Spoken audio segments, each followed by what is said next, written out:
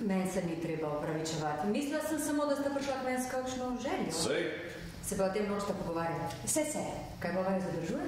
No, vedeti morate, gospa doktor, da sem jaz v teh rečeh precej neizkušen.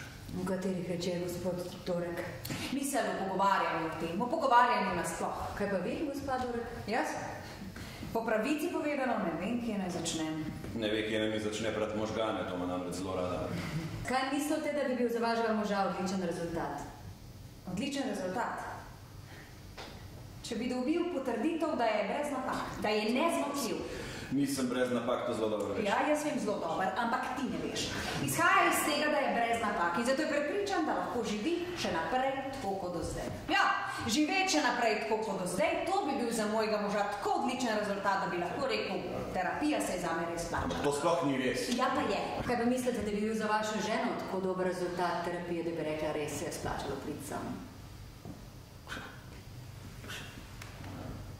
Če bi bil na koncu, za vse kriv jaz. Vsa ta zlagana zgodba, ki se je vlekla leta ali mesece, ta ugodna afera z Brigitte. Pa smo tam.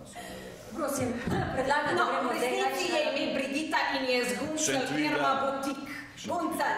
Lahko si predstavljate, kakšen butik je v Gunclah, kjer parmila dnevni maškejska, ampak za njega je bila pa Brigitte. Kot da je z Elizejskih poljan. Še zdaj slišim njegov glas v telefonu. Brigitte, mon petit soufflé, pa sploh ne zna francoska. Če boš ti meni naprej metala Brigitto, ti bo pa jaz Sergio. Sergio je znal vsaj poslušati. Jaz se kam mi pa drugega preostala, si ga izpustila do besede, si noben da ne... Menjavalo!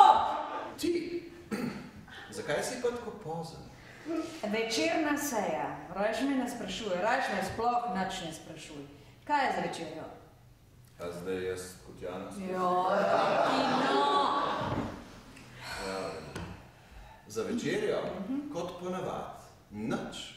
Tukaj kuhamo samo za otroka, za pubertetnika. Tega jaz ne bi nikoli rekel. Bi si pa mislila? Torej nisi nič kuhala. Prav, potem pa adijo. Kam greš že spet? V Kitajsko, da bo potem cel stanovanje smrdel po čop sul. No tega pa jaz ne bi nikoli rekel. Nadaljujemo. Predvsem pa zaključek večera. Misliš? Ja. Saj veš, koliko mi to pomeni.